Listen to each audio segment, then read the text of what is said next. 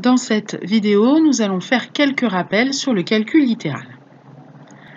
Commençons d'abord par rappeler l'identité suivante qui va nous permettre, dans certains cas, de développer et factoriser.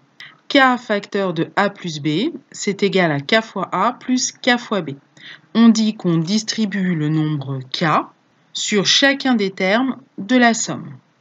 Alors, voyons quelques exemples maintenant de réduction. Pour réduire un produit, on va utiliser la propriété sur les multiplications qui permet de dire que l'ordre des facteurs n'a pas d'importance. 2x fois 3, c'est la même chose que 2 fois x fois 3. Si je peux changer l'ordre des facteurs comme je veux, eh bien je vais regrouper 2 fois 3, ce qui va me donner 6 fois x, autrement dit 6x. Pour rappel, dans une expression littérale, on peut supprimer le symbole multiplié quand il n'y a pas de confusion possible. Alors pour le b, on a moins 4 fois x fois 5 fois x. On va donc modifier la place de chaque facteur de manière à regrouper les constantes, moins 4 et 5, et les lettres x et x. Ce qui va donc nous donner moins 4 fois 5 fois x fois x. Moins 4 fois 5, ça fait moins 20. X fois x, ça fait x au carré. Ce qui va nous donner moins 20 x au carré. Moins 20 fois x au carré. Dans l'exemple C, on a moins 2x fois moins 6y.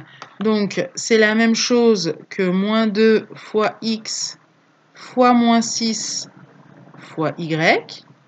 Je regroupe moins 2 fois moins 6, ça va me donner plus 12. X fois y, xy, donc je vais pouvoir écrire 12xy. Alors, pour réduire une somme, on va utiliser une autre propriété. On va utiliser justement la distributivité qui nous a permis de dire que k fois entre parenthèses a plus b, c'est égal à k fois a plus k fois b. Ici, donc, quand on a 2x plus 3x, x est le facteur commun et c'est ce qui nous permet de pouvoir réduire avec 2 plus 3x, autrement dit 5x. Dans l'exemple B, on voit qu'on a 2x plus 3 moins 7, donc un seul terme en x, le 2x, on ne va rien pouvoir réduire avec lui, on va juste pouvoir réduire le plus 3 moins 7 qui sont des constantes. On va donc pouvoir écrire que c'est 2x moins 4. 3 moins 7, ça fait moins 4.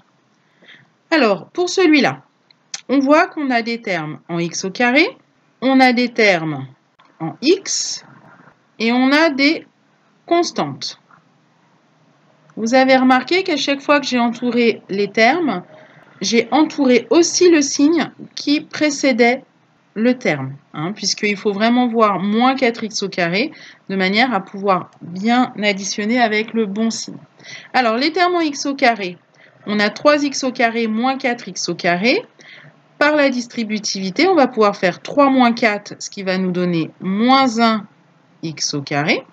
Pour les termes en x, on a plus 5x plus 2x, donc on va pouvoir factoriser par x et donc ajouter 5 plus 2, ce qui va nous donner 7x. Et enfin, pour les constantes, on a plus 8 moins 5, ce qui va nous donner plus 3.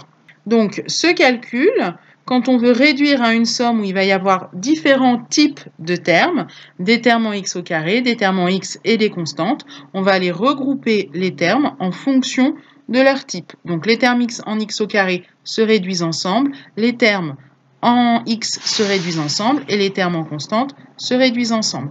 Et on s'arrête là, c'est-à-dire qu'on ne peut pas aller plus loin.